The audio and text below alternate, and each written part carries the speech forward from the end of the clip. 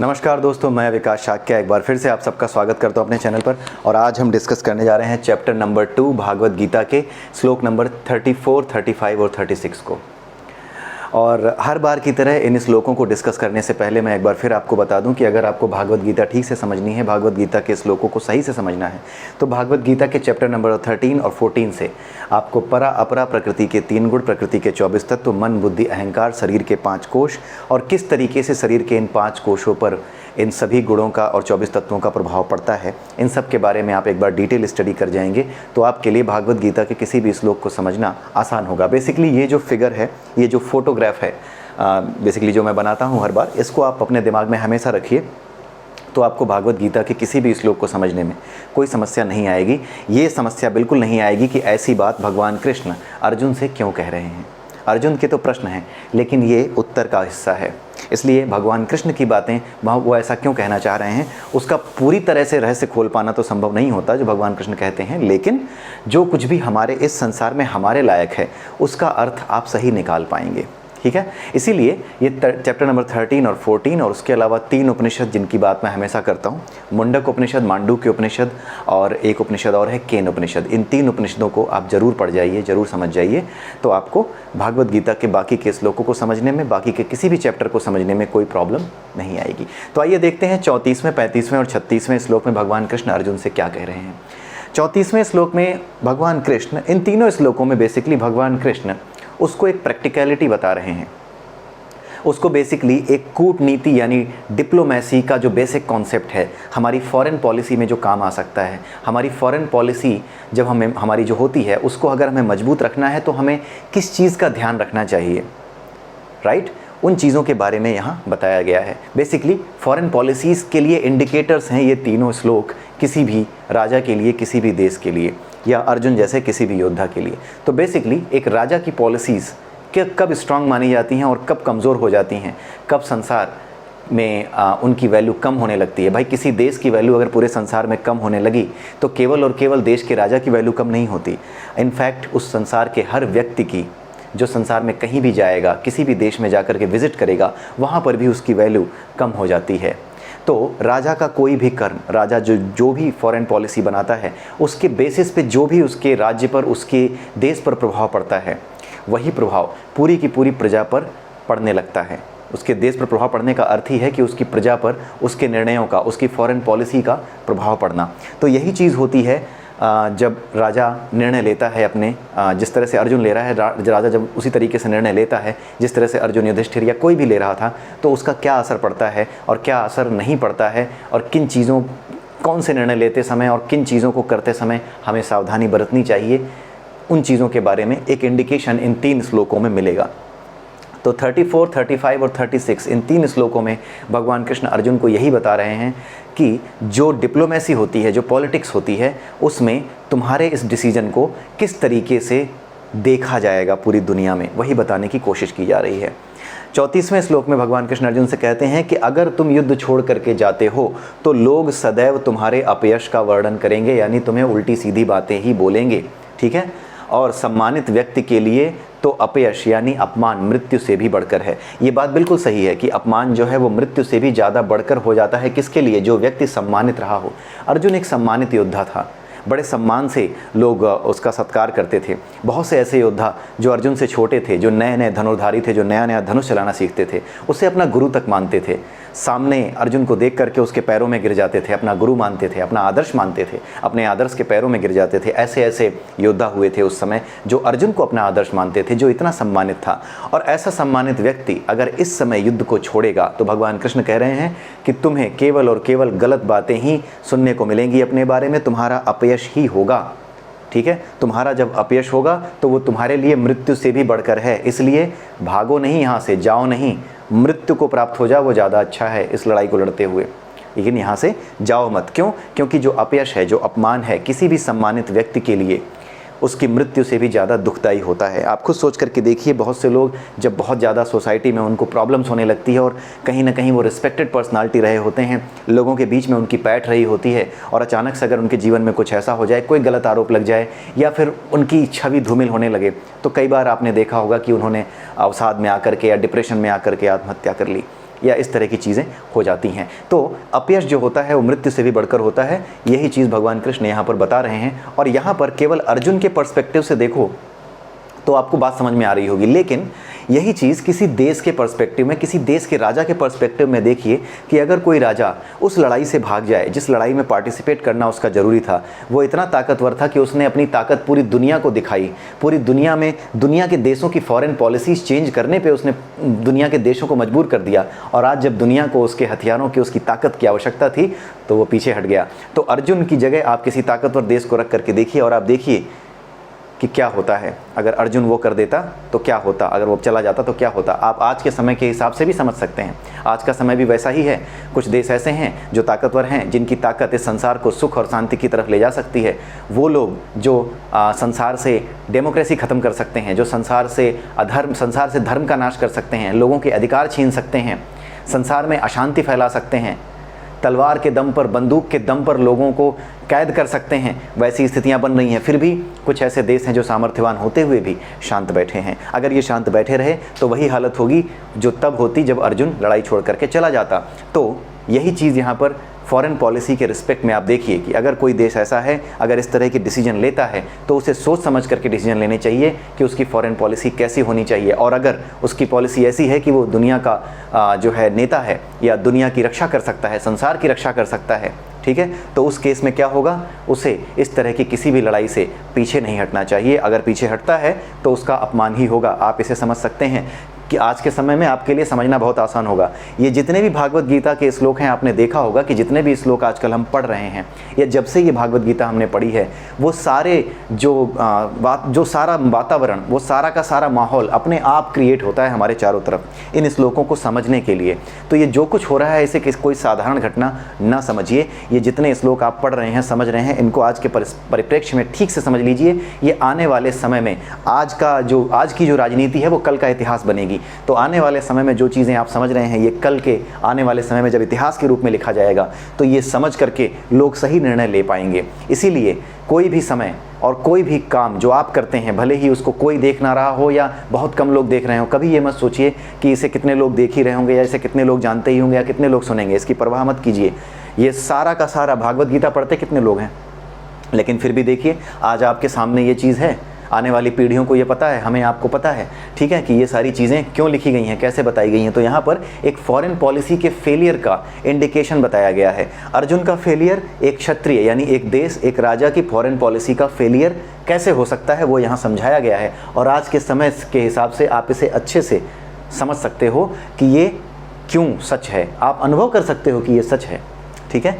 अर्जुन अगर चला जाता तो उसका भी अपमान ही होता, राइट।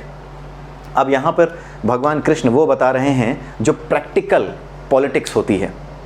पॉलिटिक्स का जो प्रैक्टिकल फॉर्म होता है वो भी तब जब आपका दुश्मन आपके सामने हो। भाई जब आप पॉलिटिक्स करते हैं, आप एक देश हैं, तो हर देश आपका दोस्त हो ये ज़रूरी नहीं है। कुछ देश आपके दुश्मन भी होंगे, ठीक है। वो किस तरह से बिहेव करेंगे, वो किस तरह से आपकी छवि, आपके देश की छवि को धूमिल करने का प्रयास करेंगे, वही फॉरेन पॉलिसी इंडिकेशन यहाँ पे भगवान कृष्ण ने अर्जुन के माध्यम से हम सबको दिया है। तो 35वें श्लोक में भगवान श्री कृष्ण ये कहते हैं कि जिन जिन महान योद्धाओं ने तुम्हारे नाम तथा यश को सम्मान दिया है। यहाँ पे बहुत से ऐसे योद्धा हैं जो तुम्हारे शत्रु भी हैं, लेकिन ये जानते हैं कि वो तुमसे जीत नहीं पाएंगे। वो तुम्हारा सम्मान करते हैं, वो जानते हैं, वो कहते हैं कि अर्जुन बहुत बहादुर है, उससे जीत पाना हम सब के लिए संभव नहीं है। अकेले छोड़ो, हम सब मिलके भी उसे हरा नहीं सकते। ऐसे ऐसे लोग भी इस युद्ध में मौजूद हैं जो तुम्हारे बारे में ऐसी बातें करते हैं, तुम्हें इतना सम्मान देते हैं। वो ये नहीं सोचेंगे कि तुमने किसी दया की वजह से अपने गुरुजनों या अपने जो है भीष्म पितामह को छोड़ा है या इस युद्ध को लड़ने से मना किया है। अर्जुन तो यहाँ पर यही सोच करके जा रहा है कि भाई मैं अपने दोस्तों को और अपने भाइयों को और अपने जो है पितामह को नहीं मारूंगा, अपने गुरु को नहीं मारूंगा। लेकिन जो आपका शत्रु होगा वो अगर ये जानता भी होगा ना तो भी ये बात नहीं कहेगा। अगर वो जान भी रहा होगा कि हाँ आपके अंदर थोड़ा सा दया भाव, थोड़ा धर्म है, तो भी ये नहीं कहेगा, वो अपना प्रोपोगेंडा ही चलाएगा। तो यहाँ पर भगवान कृष्ण ने अर्जुन को ये समझाया है कि प्रोपोगेंडा पॉलिटिक्स से बचने के लिए भी तुम्हारे लिए अब इस युद्ध से जाना ठीक नहीं है। तो हर एंगल से भगवान कृष्ण अर्जुन को समझा रहे हैं, केवल एक दो एंगल्स नहीं पकड़े हैं उन्होंने, केवल आत्मा परमात्मा नहीं पकड़ा है, फिलॉसफी, यहाँ पे पॉलिटिकल फिलॉसफी भी अर्जुन को समझाई जा रही है। और अर्जुन के माध्यम से हम सबको फॉरेन पॉलिसी के जो बेसिक कॉन्सेप्ट्स होते हैं उसे भी यहाँ पर समझाने की कोशिश भगवान श्री कृष्ण कर रहे हैं। तो भगवान कृष्ण ये कह रहे हैं कि जो लोग तुम्हें सम्मान देते हैं लेकिन तुम्हारे शत्रु की तरह खड़े हैं, जब तुम चले जाओगे तो तुम्हारे जो दुश्मन हैं वो ये कह करके नहीं कहेंगे, प्रचार करेंगे तुम्हारा कि अर्जुन के मन में अपने भाइयों और अपने रिश्तेदारों को मारने का मोह उत्पन्न हो गया था, प्रेम उत्पन्न हो गया था, उस प्रेम की वजह से, उस दया की वजह से वो चला गया।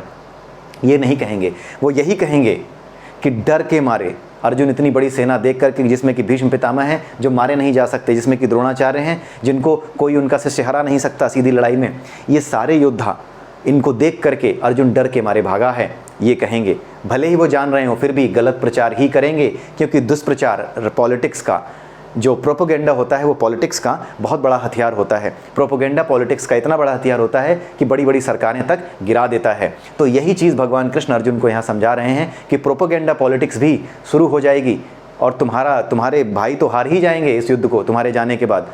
जब अर्जुन नहीं लड़ेगा तो फिर लड़ेगा कौन? तुम्हारा पलड़ा कमज़ोर होगा और तुम्हारी हार भी हो सकती है पांडवों की। तो एक तो पराजय का मुंह देखेगी पूरी पांडव सेना, और दूसरा प्रोपोगेंडा पॉलिटिक्स की वजह से तुम्हारा पूरा यश, पूरा सम्मान समाप्त हो जाएगा। केवल अर्जुन का नहीं, पूरा यश, पांडवों का भी पूरा यश सम्मान समाप्त होने वाला था। तो यही चीज़ अगर हम एक कंट्री के पर्सपेक्टिव में देखें कि कोई कंट्री अगर ऐसा करता है कि जब ज़रूरत हो उसके लड़ने की और वो उस लड़ाई से पीछे हट जाए, राइट, किसी वजह से हट जाए, कि अगर वो ये भी सोचे कि नहीं यार ये तो हिंसा होगी, बहुत ज़्यादा हिंसा हो गई, अब मुझे पीछे हट जाना चाहिए। अभी आपने शत्रु को पूरी तरह से नष्ट नहीं किया है, अभी आपने आतंकवाद को पूरी तरह से खत्म नहीं किया है, लेकिन फिर आपने क्या किया? पीछे हट गया कि नहीं यार इतनी हिंसा मुझसे नहीं होगी, क्या हुआ, हम इस हिंसा में पार्टिसिपेट नहीं करेंगे, हम जा रहे हैं। तो ऐसा करने पर क्या होगा? आप भले ही दुनिया को बताते रहें कि हिंसा से मन भर गया है, हम जो है ये नहीं कर सकते, और अधिक हिंसा में पार्टिसिपेट नहीं कर सकते, और अधिक जो है हिंसा नहीं कर सकते, लेकिन होगा क्या? दुनिया क्या कहेगी? आपके सामने है, अर्जुन को जो ये बताया जा रहा है ये कोई लिखी हुई बात नहीं है, ये अनुभव की बात है, आपके सामने है कि ऐसे किसी भी देश को या ऐसे किसी भी राजा को दुनिया क्या कहेगी? डर के मारे भाग गए, इनकी जीत हो गई, हम जीत गए। जो जिसे तुम मारने गए थे वो तुरंत घोषित कर देगा हम जीत गए। अर्जुन यहाँ से जाता, वैसे ही दुर्योधन कहता अरे हम जीत गए, शत्रु तो जो है मैदान छोड़ के भाग रहा है, तो जीत का पहला लक्षण है ये तो। और पूरी सेना अगर भाग गई तो फिर तो लक्षण ही क्या, फिर तो जीत हो ही गई। तो इस तरीके से प्रचार होता है, दुष्प्रचार होता है, प्रोपेगेंडा शुरू हो जाता है। वो लोग जो चूहों की तरह छुपे रहे, जब तक आप मान लीजिए आप इतने ताकतवर हो कि आपकी सेना किसी ऐसी जगह पे पहुंच गई जहां पे राक्षस रहते हैं, उन राक्षसों ने कभी हिम्मत नहीं की, जब तक आपकी सेना रही तब तक उन राक्षसों ने कभी हिम्मत नहीं की कि सामने आके लड़ें। वो हमेशा चुपके से कभी किसी सैनिक को मार गए, कभी किसी सैनिक को मार गए। ऐसे चूहे जैसी प्रवृत्ति वाले राक्षस जो सामने आके लड़ नहीं पाए, आप सोच करके देखिए कि आपके सामने आने की हिम्मत नहीं हुई, लेकिन आपने क्या किया? उनको पूरी तरह समाप्त किए बिना, पूरी तरीके से उनका खात्मा किए बिना आपने कहा कि अब नहीं होगा हिंसा, अब नहीं कर सकते, हम जा रहे हैं। आप उड़े, जैसे ही गए वहाँ से वैसे ही जितने चूहे थे बाहर आ गए, ऊपर आ गए सारे चूहे, और कहने लगे हमारी जीत हो गई। वो चूहे जो कभी लड़ करके अपने आप को साबित नहीं कर पाए, वो चूहे प्रोपेगेंडा फैला देंगे कि हम जीत गए। तो आप सोच करके देखिए कि प्रोपेगेंडा पॉलिटिक्स कितनी गंदी होती है, और जो आदमी अधर्मी है उसे विजयी बना करके सामने रख देती है। इसलिए भगवान कृष्ण यहाँ पे सिर्फ और सिर्फ गीता के माध्यम से आत्मा और परमात्मा का उपदेश नहीं दे रहे हैं, उन्होंने सारे सब्जेक्ट्स, ये फिलॉसफी का पोर्शन है ना, यहाँ पे सारे सब्जेक्ट्स कवर हो रहे हैं। एक राजा के लिए जो कर्तव्य होने चाहिए, जो राजनीतिक रूप से उसके जो कर्तव्य हैं, उसका जो वो होना चाहिए, मतलब उसकी जो बुद्धि होनी चाहिए, राजनीतिक बुद्धि, उसके बारे में भगवान कृष्ण बता रहे हैं कि तुम्हें किन चीज़ों का ध्यान देना चाहिए। तो यहाँ पर भगवान कृष्ण एक तरीके से देखें तो चाणक्य की भूमिका निभा रहे हैं अर्जुन के लिए। तो भगवान कृष्ण कह रहे हैं कि अगर तुम रणभूमि छोड़ते हो तो लोग यही सोचेंगे कि तुमने डर के मारे रणभूमि छोड़ी है, और इस तरह वो तुम्हें तुच्छ समझेंगे, बहुत छोटी चीज़ समझेंगे। लोग कहेंगे अरे हम इसके पैर छूते थे, हम इसको अपना आदर्श मानते थे, ये तो बहुत छोटी चीज़ निकला, जब असली लड़ाई का समय आया तो ये तो भाग गया। तो इस तरह की चीज़ें जो प्रोपेगेंडा पॉलिटिक्स है, उससे बचने का इंडिकेशन इस 35वें श्लोक में भगवान कृष्ण ने दिया है। 36वां श्लोक बहुत सिंपल है, समझाने लायक कुछ नहीं है। भगवान कृष्ण अपनी बात को आगे बढ़ाते हुए कहते हैं कि तुम्हारे शत्रु अनेक प्रकार के कटु शब्दों से, यानी गंदे शब्दों से, गालियां दे दे करके तुम्हारा वर्णन करेंगे और तुम्हारे सामर्थ्य का उपहास करेंगे, मजाक उड़ाएंगे कि कुछ नहीं कर पाए। जैसे आज के समय में हो रहा हो, आपने देखा होगा आज के समय में भी हो रहा है कि जो है जो देश इस तरीके से चला जाएगा, अगर लड़ना था उसमें ताकत थी फिर भी उसने क्या किया, लड़ाई को बीच में छोड़ा और निकल गया। अगर वो बीच में छोड़ करके निकल गया तो क्या होगा, आज की डेट में क्या हो रहा है, उसकी सामर्थ्य का, उसकी ताकत का क्या हो रहा है, उपहास हो रहा है। इस तरह की बातें सामने आ रही हैं कि क्या ऐसे ताकतवर देशों का अब जो ग्रुप था क्या वो कमज़ोर पड़ रहा है, होने लगा ना, तो उपहास होने लगा। तो ये चीज़ आप देखिए कि कितना सटीक समय पर ये सारे के सारे श्लोक आपके सामने रखे जा रहे हैं। ये सारे के सारे श्लोक कितने सटीक समय पर आपके सामने आए हैं कि माहौल वही है जिसमें आप इन श्लोकों को सही से समझ और महसूस कर सको। ठीक है, तो जब भी इतिहास लिखा जाएगा वहाँ पर ये भागवत गीता के श्लोक, ठीक है, हमेशा एक प्रेरणा की तरह काम करेंगे। ठीक है, भले ही इतिहास में ये बातें ना लिखी जाएं कि ये चीज़ें भी इसमें समझी जा सकती हैं इनके माध्यम से, लेकिन आप सोच करके देखिए कि ये पूरी तरीके से पॉलिटिकल एंगल से किस तरीके से ये तीनों श्लोक अर्जुन को भगवान कृष्ण समझा रहे हैं। इन तीनों श्लोकों में आप खुद देखिए कि कितना इंपॉर्टेंट कॉन्सेप्ट उन्होंने समझाया है। जिन गलतियों से राजा को बचना चाहिए वही गलतियाँ भगवान कृष्ण यहाँ पर समझा रहे हैं। प्रोपोगेंडा पॉलिटिक्स से बचने के लिए उन्होंने यहाँ पे चीज़ें बताई हैं। 35वें 36वें श्लोक में भी यही चीज़ है। 36वें श्लोक में यही कहा गया है कि तुम्हारी ताकत का उपहास किया जाएगा, उसका मजाक उड़ाया जाएगा, और तुम्हारे लिए इससे ज़्यादा दुखदाई और क्या होगा। दुखदाई इसलिए होगा क्योंकि ये केवल अर्जुन के लिए दुखदाई नहीं होगा, इंद्रप्रस्थ की प्रजा के लिए भी दुखदाई होगा। इंद्रप्रस्थ जो कि इस उम्मीद में बैठा है कि अब दुर्योधन के बजाय हमारे राजा युधिष्ठिर का राज होगा, वो भी दुखी हो जाएंगे कि नहीं, फिर से वही राज, वही समस्याएं बनी रहेंगी जो दुर्योधन के समय थीं। दास प्रथा और ये सारी प्रथाएं, ये सारी चीज़ें फिर से बनी रहेंगी। ठीक है, जो भी बुराइयां थी, समाज में हमेशा बुराइयां रहती हैं। जुआ खेलना, जुए में पत्नी को दांव पर लगाना, क्योंकि जब ये जुआ खेला गया था तो महाभारत में अगर आप प्रसंग में देखेंगे या कहानियाँ देखेंगे तो जब भी राजा जिस तरह से अपनी चीज़ें करता है उसी तरीके से प्रजा भी क्या करती है, नकल करती है। तो जब युधिष्ठिर ने अपनी पत्नी को दांव पे लगाया और जब जो है दुर्योधन ने इस तरह की हरकत की, तो युधिष्ठिर ने अपनी पत्नी को दांव लगाने के बाद समाज को ये संदेश दे दिया कि पत्नी को दांव पे लगाया जा सकता है। सोचो कितना गलत संदेश चला गया। अगर ये युद्ध ना होता और इसके भीषण परिणाम ना होते और सारे अधर्मी मारे ना जाते तो आज भी लोग जुए खेल रहे होते और जुए में अपनी पत्नी को दांव पे लगा रहे होते। इनफैक्ट कुछ समय पहले ऐसी न्यूज़ आई भी थी कि जुए में पत्नी ही हार गया। तो इस तरह की चीज़ें जो है समाज में एक चलन ना बने, अगर कहीं होती भी हैं तो सज़ा मिले ऐसे लोगों को। इसी वजह से ये धर्म युद्ध करना अर्जुन के लिए आवश्यक था, ताकि संसार को एक धर्म की शिक्षा मिले। तो ये जो 3 श्लोक हैं, यहाँ पर पॉलिटिकल फिलॉसफी ज़्यादा है बजाय इसके कि आत्मा और परमात्मा के बारे में डिस्कशन किया गया हो। तो ये बहुत ही अच्छे 3 श्लोक हैं जो फॉरेन पॉलिसीज़, जो बेसिकली हमारे जो पॉलिटिशियंस होते हैं, उन्हें ये दूसरा चैप्टर तो बहुत ही ज़रूरी पढ़ना चाहिए और इन 3 श्लोकों को तो बहुत अच्छे से समझना चाहिए कि कब किस युद्ध को लड़ना चाहिए। पहली चीज़ तो ये कि कब कौन सा युद्ध लड़ना चाहिए, वो गीता से पहले का कॉन्सेप्ट है, वो महाभारत में है कि कौन सा युद्ध लड़ना चाहिए और कैसे किसी युद्ध का न्योता स्वीकार करना चाहिए। उससे पहले ये समझाया गया है महाभारत में कि आपको अपनी तरफ से कभी युद्ध का न्योता नहीं देना चाहिए। अधर्मी खुद आपको युद्ध के लिए आमंत्रित करेगा। जब तक अधर्मी आपको युद्ध के लिए आमंत्रित ना करे, आप जो है युद्ध के लिए तैयार मत होइए। ठीक है, आप शांति की बात ही कीजिए, आप शांति का पाठ ही दुनिया को बताइए, पढ़ाइए।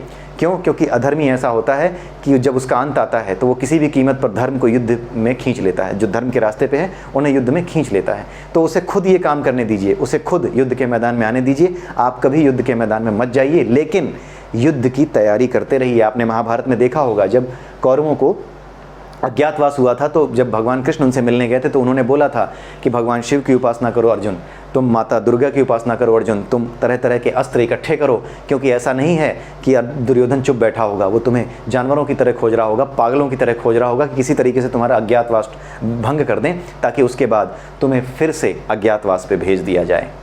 ठीक है, तो ये पूरी की पूरी जो पॉलिटिकल फिलॉसफी है, ये भगवान कृष्ण ने जो पीछे से शुरू की थी, अब यहाँ पर भी उसको एक्सटेंड किया है। भागवत गीता में वो चीज़ें महाभारत की नहीं है, लेकिन महाभारत अगर आप पीछे से देखेंगे, पीछे से पढ़ेंगे तो आपको समझ में आ जाएगा कि भगवान कृष्ण ने अर्जुन को ये कहा था कि भले ही तुम जो है 14 वर्षों का वनवास और 13 वर्ष का वनवास और 1 वर्ष का अज्ञातवास तुम काट लोगे, लेकिन उसके बावजूद भी ये मत सोचो कि वो जो अधर्मी है वो इतने से संतुष्ट बैठ जाएगा और तुम्हारे वापस आने पर इंद्रप्रस्थ तुम्हें दे देगा। नहीं, वो ज़रूर कोशिश करेगा कि तुम्हें खोज ले। क्यों? क्योंकि उसके मन में अभी भी खोट है। तुम्हें पूरी तरीके से राज्य से बेदखल करना है, उसे छल से तुम्हारा राज्य उसे छीनना है। ये कोई शर्त नहीं है कि तुम 13-14 साल बाद उसको वापस आओगे तुम्हें दे देगा ना, वो मानेगा ही नहीं। और पहली बात तो तुम्हें खोजने की कोशिश करेगा। तो अर्जुन को भगवान कृष्ण ने पहले ही इंडिकेशन दे दिया कि तुम ये मत सोचो कि ये चीज़ें तुम्हारी पूरी हो जाएंगी और तुम वापस जाओगे, इंद्रप्रस्थ मिल जाएगा और तुम्हारी पत्नी का सम्मान भी वापस उसे मिल जाएगा। नहीं, वो खोजने की कोशिश करेगा। क्यों? क्योंकि अधर्म ही उसका स्वभाव है, और अधर्म, अहंकार अपना नाश हुए बिना कभी नहीं मानते। वो तब तक लड़ते हैं जब तक या तो वो नष्ट ना हो जाएं या सामने वाले को नष्ट ना कर दें। तो ये जो प्रवृत्ति है, ये जो स्वभाव है, भगवान कृष्ण तो भगवान है, वो जानते थे, इसीलिए उन्होंने बीच बीच में उसको इंडिकेट किया कि तुम हथियार इकट्ठे करो। एक तो वो तुम्हें खोजने की कोशिश करेगा, दूसरा ये कि अगर खोज नहीं पाया तो भी वो अधर्मी है, वो अहंकारी है, वो तुम्हारे राज्य को तुमसे हड़पना चाहता है। इसलिए वो क्या करेगा कि तुम्हारे राज्य को हड़पने के लिए किसी न किसी तरीके से युद्ध का वातावरण तो निर्मित करेगा ही। लेकिन हमें युद्ध के लिए नहीं जाना है, हमें सिर्फ और सिर्फ तैयारी करनी है। तो इसका मतलब क्या है? पॉलिसी ये कहती है कि युद्ध के लिए हमेशा तैयारी करते रहो। जैसे अभी आपने न्यूज़ सुनी होगी कि इंडिया कोल्ड स्टार्ट की वॉर स्ट्रेटजी में जा रहा है। मतलब आपका जो है जगह जगह जो सीमाएं हैं, उन सीमाओं पे अपनी सेना को एक कोल्ड मोड में खड़ा कर दिया है। बस केवल खड़े रहो, सेना जो है जो वहाँ पे खड़ी है नज़र रख रही है। कोल्ड स्टार्ट है ये, सीमाओं पे चारों तरफ से सेना को लगा दिया गया है। कोल्ड स्टार्ट है ये, ठीक है, ताकि शुरुआत नहीं कर रहे हो, आप लड़ने नहीं जा रहे हो, केवल और केवल आप तैयार हो रहे हो। तो ये वही नीति है।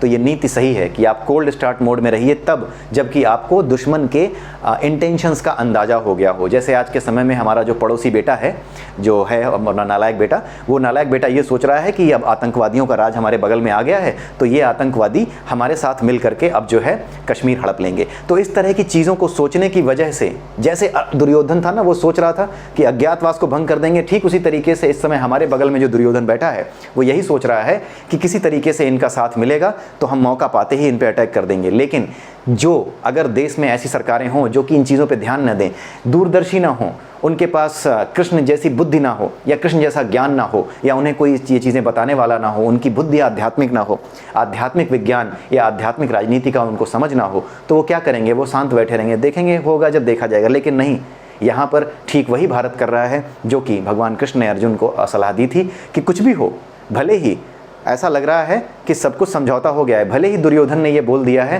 कि हाँ चलो 12 वर्ष का वनवास और 1 वर्ष के अज्ञातवास के बाद जब वापस आएंगे तो इंद्रप्रस्थ वापस ले लेना, भले ही कह दिया है। ठीक उसी तरीके से जैसे कुछ आतंकवादी कह रहे हैं कि अपनी ज़मीन का इस्तेमाल हम कश्मीर लेने के लिए नहीं करेंगे, लेकिन वो अधर्मी हैं और अधर्मी का स्वभाव है कि उन पर विश्वास नहीं कर सकते, वो चलेंगे। और ये बिल्कुल सही है, भागवत गीता और महाभारत में जो कुछ कहा गया है, इसीलिए वेद व्यास ने कहा है कि जो कुछ मैंने इस ग्रंथ में लिखा है उससे अलग ना तो इस संसार में कुछ है और ना ही कुछ ऐसा संसार में है जो इसमें ना लिखा हो। तो हर वो चीज़ महाभारत में लिखी हुई है जो इस संसार में है, और इस संसार में कुछ ऐसा नहीं है जो महाभारत में ना हो। इसी वजह से ये जो फॉरेन पॉलिसी है इंडिया की कि भले ही सामने वाला कुछ भी कह रहा है कि अपनी ज़मीन का इस्तेमाल हम भारत के लिए नहीं होने देंगे, फिर भी उस पर भरोसा नहीं किया जा सकता और आपको कोल्ड स्टार्ट मोड में, यानी हथियारों को इकट्ठा करने के मोड में रहना होगा। इसीलिए विश्वास रखिए, भारत किसी भी स्थिति में किसी शत्रु के आगे नहीं रुकेगा, नहीं झुकेगा, और भारत की ही जीत होगी अगर किसी ने भी भारत को युद्ध के लिए ललकारा। लेकिन ये ज्ञान आप अपने पास रखिए, क्योंकि किस रूप में योगदान देने के लिए आपका सहयोग अपेक्षित हो सकता है कोई नहीं जानता। ये जितनी भी चीज़ें आती हैं ये ईश्वर की कृपा से हम सब की ओर आई हैं, और इसलिए इस वजह से इसे अपने पास केवल ना रखिए, इसे फैलाते चलिए। समाज के हर अर्जुन को, एक अर्जुन को जो समाज के भीतर है, उसे जागृत कर दीजिए। आइए इस महायज्ञ में अपना सहयोग दें। छोटे छोटे वीडियोस आप बनाइए, जो भी आपने समझा है। जैसे ये 3 श्लोक आपने समझे हैं तो किसी एक श्लोक का 2 मिनट का आपने वीडियो बना दिया और सामने रख दिया कि देखो ये बात वहाँ समझाई गई थी। आज के परिप्रेक्ष्य में आप देखिए कितने आराम से आप समझ सकते हैं ये सारी चीज़ें।